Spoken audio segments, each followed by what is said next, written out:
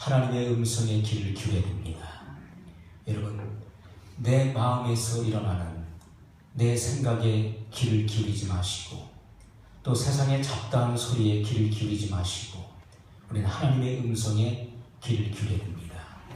하나님의 음성, 성경을 통해서 우리에게 말씀하십니다. 여러분, 하나님은 하나님을 사랑하는 자들을 위해서 모든 좋은 것을 예비하셨다고 말씀했습니다. 그리고 하나님을 사랑하는 자, 곧 그 뜻대로 부르심을 입은 자들에게는 모든 것이 합력하여 선을 이룬다고 말씀했어요. 모든 환경과 상황과 또 준비된 사람들과 모든 것들이 합력하여서 선을 이루도록 하시는데 누구를 위해서요?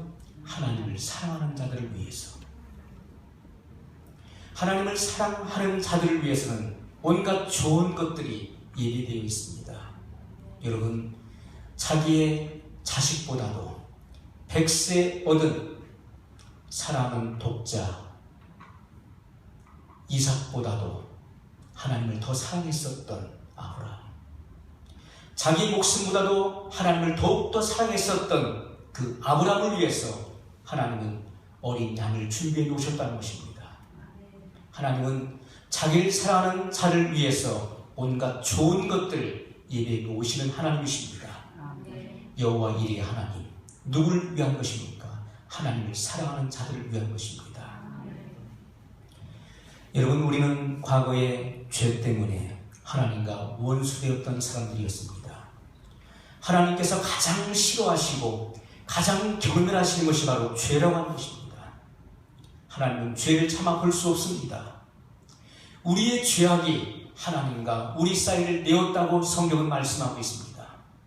그래서 우리가 아무리 주님 앞에 기도하고 울부짖어도 하나님이 우리의 기도를 듣지 못하게 하는 원인이 무엇입니까? 바로 우리의 죄입니다. 우리의 죄악이 하나님과 우리 사이를 내었어요. 아무리 주님 앞에 고함을 쳐도 우리의 죄악이 하나님과 하여금 우리의 기도를 듣지 못하시게 하는 요인이 된다는 것입니다. 하나님의 귀가 어두워서 듣지 못하심이 아닙니다. 하나님이 구만리장천에 계셔서 우리의 기도를 듣지 못하신 것이 아닙니다. 우리의 죄악 때문에 하나님께서 우리의 기도를 듣지 못하시게 하였다고 말씀하고 있어요. 우리는 과거에 우리의 죄 때문에 하나님과 원수되었던 자였습니다. 그런데 성경은 우리에게 분명히 말씀하시죠. 우리가 아직 죄인 되었을 때 그리스도께서 죽으심으로 말미암아 하나님께서 우리에 대한 자기의 사랑을 확증하셨느니라고 말씀하고 있습니다. 예수님께서는 화목 제물로 이 땅에 오셨어요. 그래서 화목 제물이 되어 주심으로 말미암아 하나님과 우리의 관계가 회복되었습니다. 그래서 우리는 하나님의 자녀가 되었고 하나님은 우리들의 아버지가 되었습니다. 이것은 예수님께서 화목 제물 되심으로 말미암아 하나님과 원수된 우리의 사이, 우리의 관계가 회복됐다는 것입니다. 여러분, 그러므로 우리는 하나님과 화목되기를 힘써야 되는 것입니다. 하나님과의 이 조화, 하나님과 이 화목의 관계가 깨지지 않기 위해서 우리는 항상 근신하고 깨어 있어야 되는 것입니다. 여러분, 우리가 하나님과 화목된 관계를 지속하기 위해서 해야 될 일이 무엇입니까? 더 이상 죄를 짓지 말아야 된다는 것을 말씀하고 있어요. 여러분, 성경은 우리에게 죄에 대해서 너무나 단호하게 말씀하고 있다는 거예요. 너무나 단호하다. 죄에 대해서만큼은 주님은 너무나 혹독하고 단호하다는 것입니다. 주님께서는 죄 지은 여인을 고쳐주셨습니다. 죄 지은 자를 용서해 주시고 그리고 뭐라고 말씀하십니까? 너는 다시는 앞으로는 죄를 조금씩 줄여 나가라. 그렇게 말씀하셨습니까? 너는 죄 짓는 일을 조금씩 이제 줄여 나가도록 하리라. 그렇게 하신 일이 없었다는 거예요. 가서 다시는 죄를 범치 말라. 주님은 아주 단호하십니다.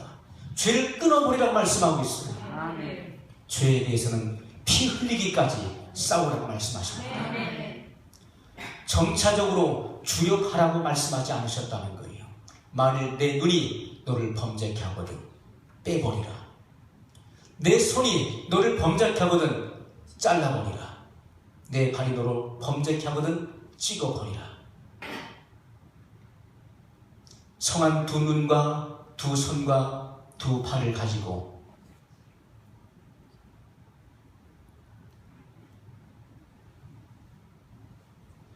영원한 지옥불에 들어가는 것은 얼마나 불행한 일인가에 대해서 주님은 언급하시고 말씀하셨다는 것입니다.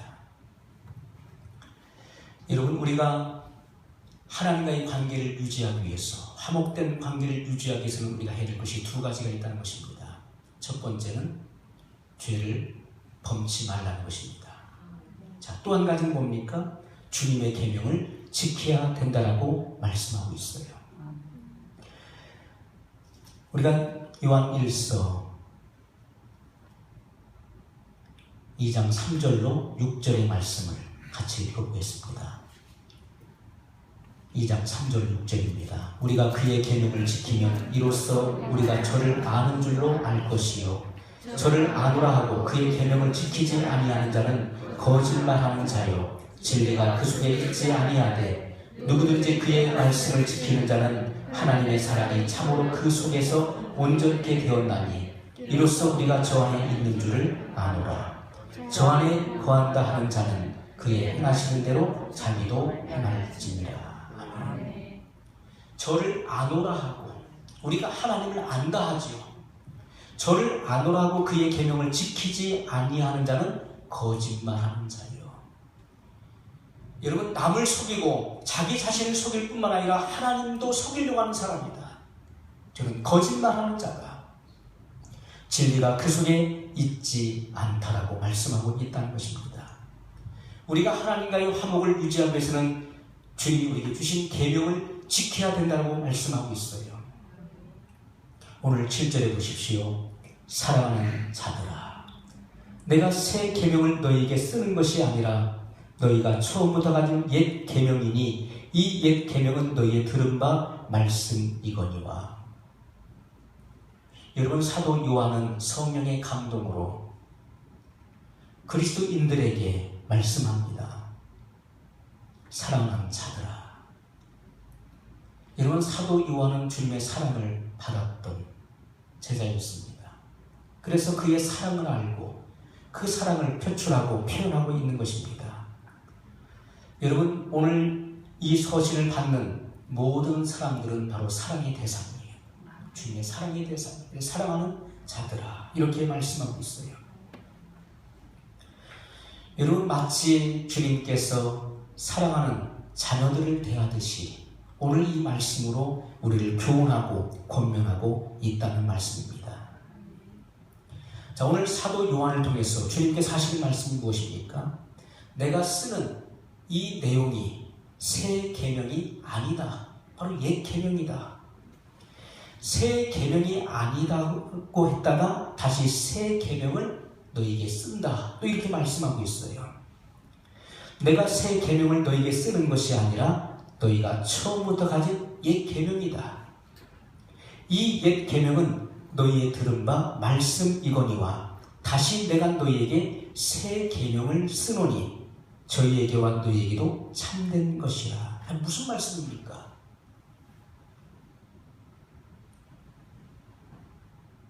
처음에 쓰는 내용이 새 계명이 아니라고 얘기했다가 다시 새 계명을 쓴다. 이렇게 말을 하고 있는 것입니다. 여러분, 예수님께서 새 계명을 주셨는데 그 새 계명이 무엇입니까?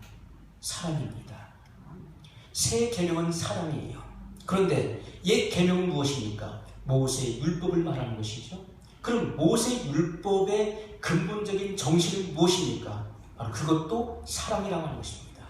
그러므로 옛 계명과 새 계명은 같다는 것입니다. 옛 계명의 근본 정신도 사랑이고 예수님께서 말씀하시는 바 새 계명을 너에게 준다. 그 새 계명이 무엇이냐? 바로 사랑이라는 것입니다. 옛 계명의 근본 정신도 사랑이고 새 계명도 곧 사랑이라는 것을 말씀하고 있다는 것입니다. 예수님께서는 잡히시던 날 새 계명을 너희에게 주노니 서로 사랑하라. 내가 너희를 사랑한 것 같이 너희도 서로 사랑하라고 말씀하고 있어요. 여러분, 주님은 자기가 이제 세상을 떠나 아버지께로 돌아갈 때가 가까운 줄 아시고 세상에 있는 자기 사람들을 사랑하시되 끝까지 사랑하셨다는 말씀이 나오고 있습니다. 끝까지 사랑하셨다. 자, 끝까지가 언제입니까? 주님은 세상에 있는 자기의 사람들을 사랑하시되 끝까지 사랑하십니다. 이 끝까지 바로 예수님께서 몸버려 피를 흘려 자기 자신의 생명을 주시기까지 사랑하셨다는 말씀이에요. 여러분, 하나님의 사랑은 바로 십자가를 통해서 표현됐습니다. 이것은 바로 하나님 사랑의 절정이고 극치인 것입니다. 하나님의 사랑을 십자가를 통해서 보여주셨어요. 바로 이것이 하나님의 사랑입니다. 주님은 이렇게 목숨을 버리기까지 그의 제자들을 사랑하셨다고 말씀하고 있어요. 하나님이 우리에게 보여주신 사랑이 무엇입니까? 생명을 아낌없이 쏟아붓는 사랑이에요. 이 사랑을 받은 사람은 주님을 사랑할 줄 아는 것입니다. 그리고 이웃을 내 몸과 같이 사랑할 줄 아는 거예요. 사랑을 받아본 사람이 사랑할 줄 아는 것입니다. 사랑을 받아보지 못한 사람은 사랑을 할 줄 모르는 거예요. 무엇이 사랑인지를 모릅니다. 사랑을 어떻게 표현해야 될 줄을 전혀 모른다는 것입니다. 하나님의 사랑을 체험한 사람들은 그 사랑을 하는 것입니다. 여러분, 이 말씀에 끝까지 사랑하셨다는 이 말씀의 의미는 바로 주님의 능력 끝까지 사랑하셨다는 말씀이에요. 주님의 능력에 한계가 있습니까? 주님은 무한하신 능력을 갖고 계신 분이십니다. 주님의 능력의 끝은 없습니다. 이렇게 주님은 끝까지 영원토록 사랑하신다는 말씀이에요. 서로 사랑하라. 내가 너희를 사랑한 것 같이 너희도 서로 사랑하라고 말씀했어요. 너희가 서로 사랑하면 이로써 모든 사람이 너희가 내 제자인 줄 알리라. 이렇게 말씀했습니다. 여러분, 주님의 제자들이 안디옥에서 3년 동안 주님의 사역을 했습니다. 말씀 사역을 하고 주님이 가르쳐주신 그 사역들을 행했습니다. 그리고 나서 3년 후에 그들이 얻었던 칭호가 무엇입니까? 그리스도인이라는 칭호를 얻었어요. 주님과 꼭 닮은 사람들. 저 사람들은 주님의 삶을 재현하는 사람들이다. 주님의 삶은 어떤 삶입니까? 바로 사랑을 실천하는 삶이었다는 거예요. 주님이 증거하는 말씀 속에서도 주님의 사랑이 묻어나갔습니다. 주님이 행하시는 모든 사역 속에서도 바로 사랑이 실천되었다는 것입니다. 주님은 사랑 그 자체였어요. 제자들이 행했던 그 모든 말씀과 사역은 바로 사랑 그 자체였습니다. 그래서 그리스도인이라고 하는 그런 칭호를 얻게 되었다는 것입니다. 여러분, 오늘 우리가 읽은 말씀을 보세요. 9절 말씀을 같이 보겠습니다. 빛 가운데 있다 하며 그 형제를 미워하는 자는 지금까지 어두운 가운데 있는 자요. 그의 형제를 사랑하는 자는 빛 가운데 거하여 자기 속에 거리낌이 없으나. 아멘. 자, 오늘 빛과 어둠에 대해서 주님이 말씀하고 있어요. 빛과 어둠은요, 바로 대비를 이루는 것입니다. 새 계명과 옛 계명은 동일한 것이지만 빛과 어둠은 극과 극을 의미하는 것입니다. 우리가 이 세상에서도 자연계에서도 빛과 어둠은 함께할 수가 없는 것입니다. 여러분, 칠흑같이 어두운 곳에 빛이 들어오면 어둠은 순식간에 물러가고 마는 것입니다. 빛과 어둠은 섞일 수가 없어요. 빛과 어둠은 반드시 극과 극으로 나눠지는 것입니다. 그것처럼 영계에서도 마찬가지입니다. 빛과 어둠은 함께 공존할 수 없다는 것입니다. 빛이든지 아니면 어둠이든지 둘 중에 하나가 존재하는 것입니다. 자, 오늘 주님께서 말씀하시는 것, 빛 가운데 있다 하며 형제를 미워하는 자는 아직 어둠 가운데 있는 자다. 그는 하나님을 만나지 못한 사람이라고 말씀하고 있습니다. 그러면 빛은 무엇이고 어둠은 무엇입니까? 물론 빛은 빛 대신 예수님을 의미하지만 이 빛은 바로 사랑을 의미하는 것입니다. 어둠은 무엇을 의미합니까? 어둠은 미움을 의미하는 것입니다. 사랑과 미움은 함께 공존할 수 없다는 것입니다. 그 속에 사랑이 거하든지 아니면 미움이 거하든지 둘 중에 하나가 거한다는 것입니다.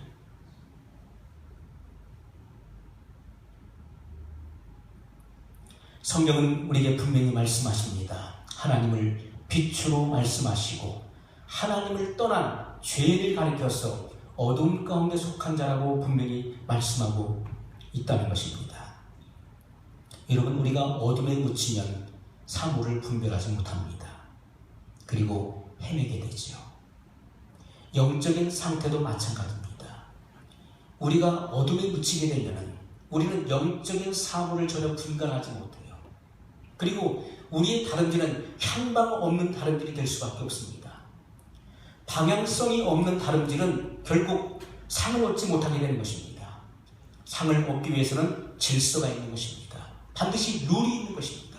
성경의 그 룰대로 우리가 경주하지 않는다면 결단코 상을 얻지 못할 것이라고 말씀하고 있어요. 여러분, 이 어둠이 우리에게 틈을 탑니다. 어둠에 묻히게 되면 사물을 분별할 수 없게 돼요. 진리와 비진리를 분간할 수 없게 되는 것입니다. 여러분, 이 어둠이 무엇입니까? 바로 미움이라고 하는 것입니다. 어둠에 속한 속성들이 수없이 많이 있지만 그 중에서 오늘 말씀이 강조하고 있는 것은 바로 미움을 의미하는 것입니다. 사람이 누군가를 미워하게 되면 그 사람은 그 어둠에 묻히게 됩니다. 미움이 온통 그 사람을 장악합니다. 그 눈을 어둡게 만듭니다. 그래서 좌우를 분별하지 못하게 만들고 사물을 분간하지 못하게 만든다는 거예요. 여러분 가운데 누군가를 미워하는 사람이 있습니까? 그 미움의 대상이 여기에 있을 수도 있는 것이고 여기 밖에 있을 수도 있습니다. 우리의 미움의 대상이 교회 안에 한 교인일 수도 있는 것이고 우리 가족일 수도 있습니다. 또 친척일 수도 있고 우리의 가까운 이웃일 수도 있다는 거예요. 어둠에 묻히면 사물을 분별할 수 없습니다. 여러분, 어둠 가운데 행하며 갈 곳을 알지 못하나니 이는 어둠이 그의 눈을 멀게 하였음이라고 주님 말씀하셨습니다.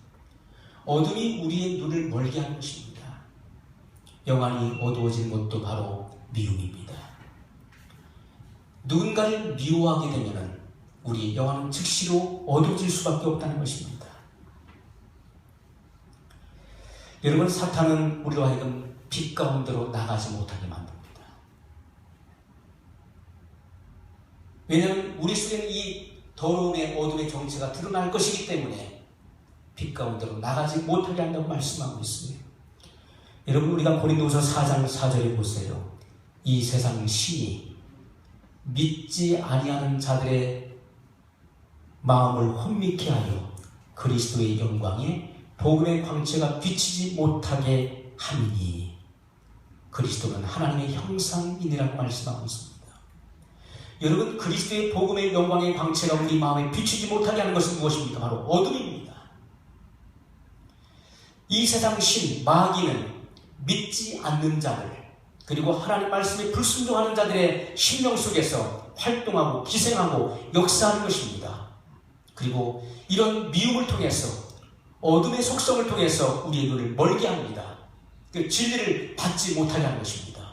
이런 작용들을 끊임없이 하고 있다는 것입니다. 여러분, 우리는 영생을 원한다면, 진정 우리가 구원을 원한다면 주님 앞에 나오기를 힘써야 되는 것입니다. 우리가 주님 앞에 어떤 자세를 가지고 나와야 될까요?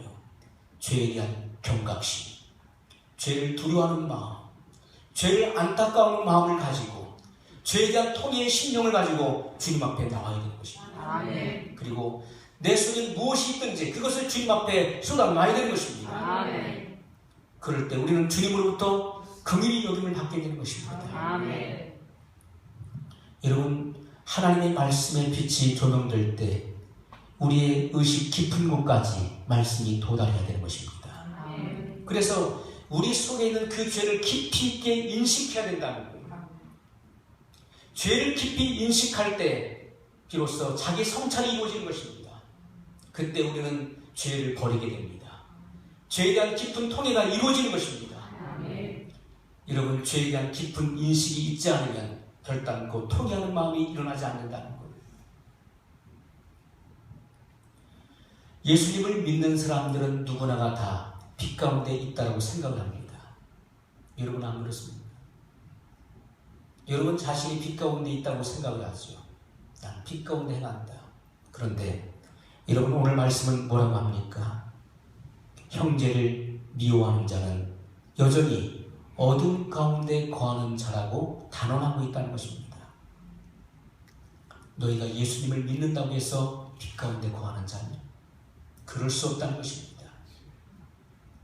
예수님을 믿는다고 해서 우리가 다 빛 가운데 사는 사람이 아니라 예수님을 믿고 있지만 형제를 미워하는 자, 누군가를 미워하는 마음이 있다면 그 사람은 아직도 어둠 가운데 거하는 자요, 그 사람은 하나님을 만날 수 없다라고 분명히 말씀하고 있다는 것입니다. 여러분, 하나님은 예수님을 이 땅에 보내주셔서 십자가에 죽게 하심으로 그 사랑을 우리에게 표현하셨습니다. 그러므로 주님은 내가 너희를 사랑한 것 같이 너희도 서로 사랑하라고 말씀하고 있는 거예요. 근데 우리는 사랑하지 못합니다. 여러분, 우리가 누군가의 허물과 죄를 덮지 못할 때, 용서하지 못할 때 그것이 뭐가 될까요? 상처가 되는 것입니다. 여러분, 우리가 다른 사람을 용서하지 못하는 것은 다 상처가 된다는 거예요. 우리 마음속에 상처로 얼룩지게 되면 은혜를 받지 못합니다. 상처가 많은 사람은 은혜를 받지 못하죠. 그리고 상처 있는 사람이 다른 사람에게 상처를 내는 것입니다. 상처가 없는 사람은요, 무슨 말을 해도 남에게 상처를 주지 않는 것입니다. 그러나 내 속에 상처가 있기 때문에 상처가 깊으면 깊을수록 다른 사람의 그 심령 깊은 곳을 긁어버립니다. 그래서 더 큰 상처를 만들어내는 것입니다. 상처는 갈고리와 같은 것입니다. 낚싯바늘 내 있는 그 갈고리와 같이 사람의 심령을 파헤칩니다. 그 깊은 상처를 남기게 되는 것입니다. 여러분 속에 누군가를 용서하지 못하는 마음이 있다면 그것이 상처로 얼룩져 있는 거예요. 내 속에 상처로 깊이 있게 박혀 있는 것입니다. 우리는 용서했다고 합니다. 나 그 사람 용서했어. 그런데 용서가 뭐냐는 거예요. 용서가 무엇입니까? 말로는 용서했어. 안 하고만 생각도 안 해. 그냥 다 용서했어. 그런데 여러분, 진정한 용서가 이루어졌다면 상처가 남지 않는 것이지요. 그런데 우리 속에는 상처가 여전히 있어요. 용서하지 못했기 때문에 그렇습니다. 그래서 우리는 다시 말합니다. 우리는 반복해서 이야기합니다. 또 이야기해요. 기회가 되면 또 이야기합니다. 이것은 용서치 못했다는 거예요. 우리는 다시 생각합니다. 다시 또 떠올립니다. 이것은 용서가 안 됐다는 거예요. 이것은 내 속에 그 상처의 뿌리가 깊이 있게 박혀 있다는 것입니다. 우리는 이렇게 용서하지 못하고 있어요. 말로 용서했다고 해서 용서가 되는 것이 아닙니다. 진정한 용서는 다시 생각하지 않는 것이고 다시 거듭해서 말하지 않는 것입니다. 그것이 진정한 용서예요. 주님은 우리의 죄를 어떻게 하십니까? 우리가 죄를 자백했을 때 주님은 그 죄를 뒤로 넘기신다고 말씀하고 있습니다. 아멘. 우리의 죄를 깊은 바닷속에 빠뜨리신다고 말씀했습니다. 더 이상 생각지 않으신다고 말씀했어요. 우리가 회개한 것에 대해서는 주님은 다시 묻지 않으십니다. 우리는 어떻습니까? 다시 생각하고 다시 반문하고 다시 말합니다. 그래서 또다시 그 상처를 파헤칩니다. 이것은 용서가 안 됐다는 거예요. 우리는 빛 가운데 거한다 하지만 아직까지도 어둠 가운데 행하는 자라고 주님이 말씀하고 있다는 것입니다. 예수님은 원수를 사랑하라고 말씀하셨어요. 너희 원수를 사랑하라. 그리고 너희를 핍박하는 자를 위하여 기도하라. 왜요? 나를 핍박하는 자, 나를 대적하고 뒤에서 내 얘기하고 내 욕을 하고 나를 험담하는 사람을 위해서 기도하라고 말씀하고 있어요. 여러분 어떻게 기도할 수 있습니까? 무슨 기도하라는 말씀입니까? 여러분 우리가 그 영혼을 위해서 진정 사랑의 마음을 부어주시도록 기도할 때 주님 방법을 주신다는 거예요. 그를 덮고 그를 사랑할 수 있는 마음을 주시는 분이 바로 하나님이십니다. 그러나 우리는 순종하지 않습니다. 주님은 원수를 사랑하라고 말씀하셨는데 우리는 원수도 아닌 우리의 가까운 형제와 자매들을 미워합니다. 주님은 우리에게 뭐라고 말씀하십니까? 형제를 미워하는 자마다 이미 마음에 살인하였느니라. 무슨 말씀입니까? 미워하는 사람은 누군가를 미워하는 사람은 바로 살인죄에 해당이 된다는 것입니다. 그래서 그 살인죄에 해당되는 형벌을 받게 된다고 말씀하고 있는 것입니다. 미워만 해도 살인죄예요. 그래서 그 살인죄에 합당한 죄를 받게 됩니다. 형벌을 받게 되는데 성경은 뭐라고 말씀했습니까? 살인자들이 어디에 들어갑니까? 불과 유황이 타는 못에 던져진다고 말씀하고 있어요. 미움은 이렇게 무서운 것입니다. 미움은 바로 살인의 시초입니다. 우리는 얼마나 마음으로 형제를 미워하고 자매를 미워합니까?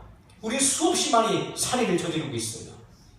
지금도 끊임없이 누군가를 미워하고 증오합니다. 그들은 원수가 아니에요. 그럼에도 불구하고 가까운 우리 이웃일 수 있고 교인일 수 있고 가까운 친척일 수 있습니다. 내가 아는 사람일 수 있어요. 그들이 나와 원수가 아님에도 불구하고 미워합니다. 여러분 하나님께 제사를 드렸던 가인이 누굴 죽였습니까? 자기의 친동생을 시기하고 질투해서 돌로 쳐 죽였어요. 가인은 뭐 했던 사람입니까? 하나님께 제사 드렸던 사람이에요. 가인은 하나님께 예배를 드렸던 사람이었습니다. 그러나 그 속에 있는 어둠이 시기와 질투와 미움이 그의 형제를 죽게 만들었습니다. 오늘 우리는 하나님 앞에 예배를 드립니다. 하나님 앞에 나왔어요. 하나님을 아버지라 부릅니다. 예수님은 나의 주님이시라고 고백하고 주님을 사랑한다고 고백합니다. 그러나 내 속에 어둠이 있어요. 시기하고 질투하고 미워하고 증오함이 있습니다. 그것이 우리 눈을 멀게 합니다. 좌우를 분별하지 못하게 만들어요. 진리의 말씀을 깨닫지 못하게 합니다. 죄를 죄로 알지 못하게 하는 거예요. 그 미움이 우리의 눈을 멀게 해서 여전히 하나님의 말씀과 정반대 방향으로 가게 한다는 것입니다. 이런 사람은 좌우를 분별하지 못합니다. 그리고 영원한 사망을 향해서 달려간다고 주님 말씀하고 있다는 것입니다. 여러분, 가인이 하나님을 모르는 사람이 아니었습니다. 가인이 하나님을 몰랐다면 그는 제사도 드리지 않았을 것입니다. 그러나 가인은 하나님을 아는 사람이었습니다. 그는 하나님을 믿는 사람이었습니다. 그래서 하나님께 첫 곡식을 가져다가 주님 앞에 제물로 드렸던 것입니다. 그러나 그 속에 있는 어둠이 그의 눈을 멀게 했어요. 시기와 질투와 미움을 버리지 못했습니다. 그의 형제를 죽였어요. 요셉의 형제들이 요셉을 미워하여서 그를 애굽에 팔았습니다.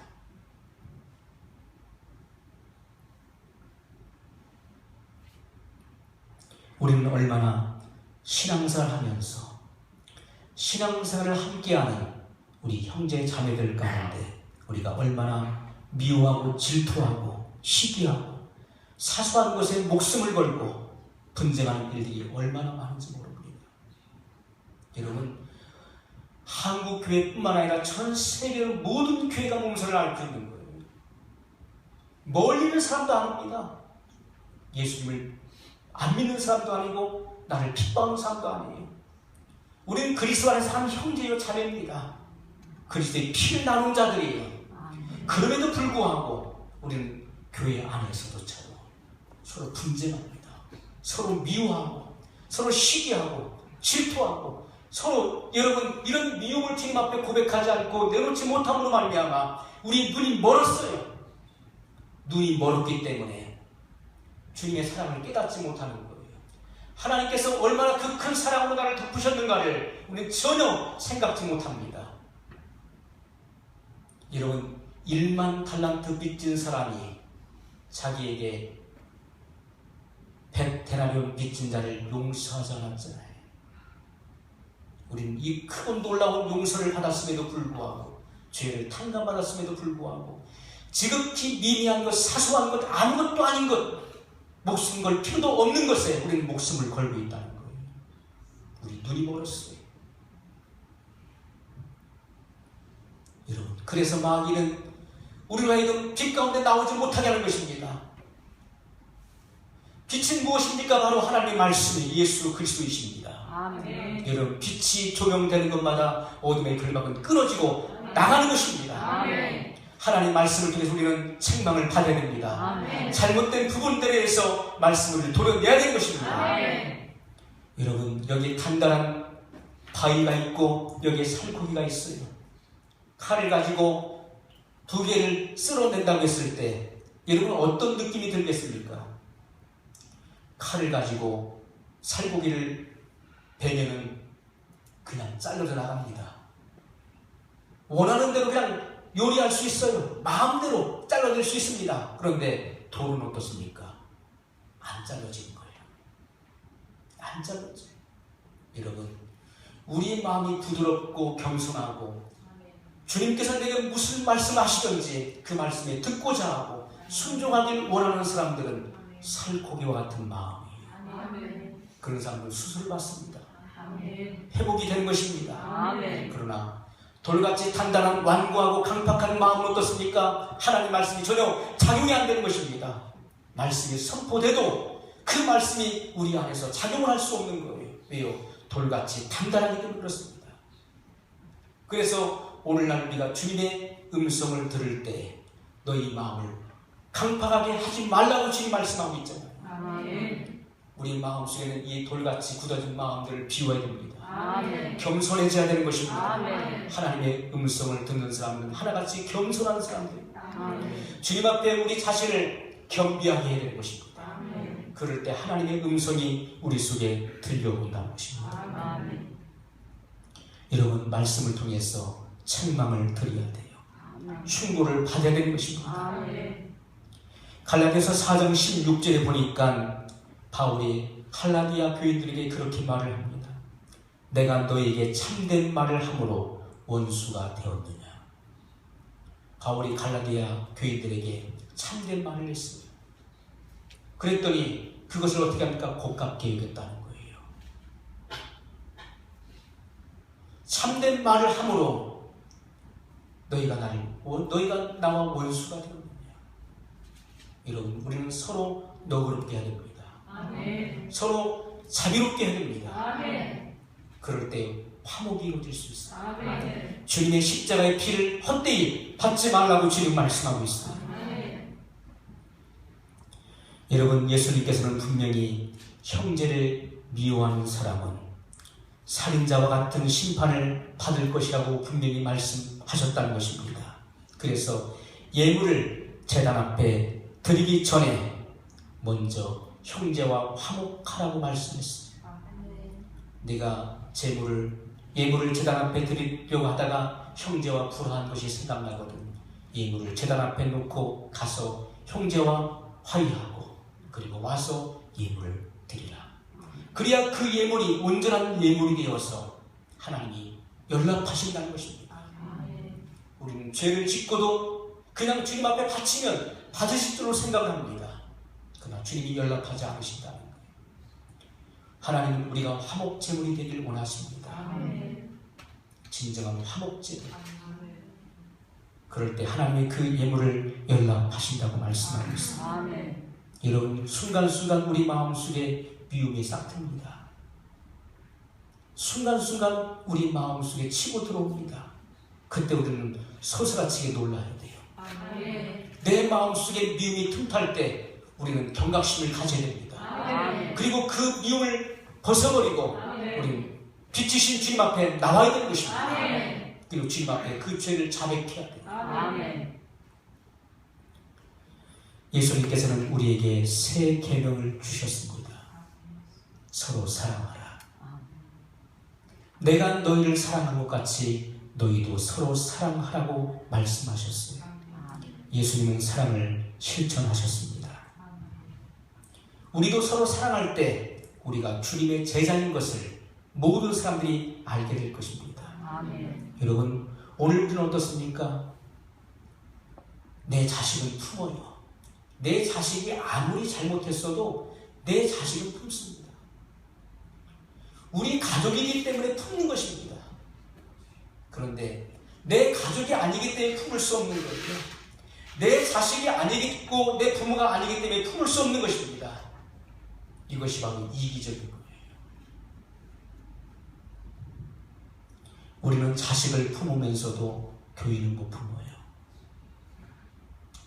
우리는 부모 형제는 품으면서도 이웃은 품지 못합니다.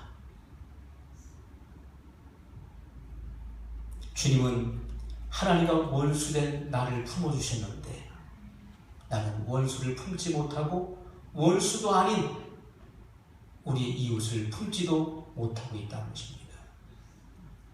여러분, 우리는 주님 앞에 용서받기를 바라는 것처럼 주님은 너희가 너희 죄를 용서할 때 주님은 우리의 죄를 용서해 주신다고 분명히 말씀하셨다는 것입니다. 아멘. 오늘 우리의 심령 가운데 애증관계가 있습니다. 우리 원수가 아님에도 불구하고 가까운 사람을 미워하고 증오하는 것이 있어요. 여러분, 주님 앞에 이 어둠을 고백하십시오. 아멘. 빛이신 주님 앞에 나와서 주님 앞에 자백하십시오. 아멘. 주님, 이 미움이, 이 어둠이 내 눈을 멀게 했습니다. 아멘. 그래서 향방 없는 다름질을 하게 합니다. 주님, 이 시간 내 속에 있는 이 미움을 주님 앞에 고백합니다. 주님 앞에 고백하십시오. 아멘. 정말 진실된 마음으로 주님 앞에 자백하십시오. 아멘. 그때 여러분 죄 사함과 용서가 이 시간 이루어집니다. 우리 다 같이 통성으로 기도하겠습니다.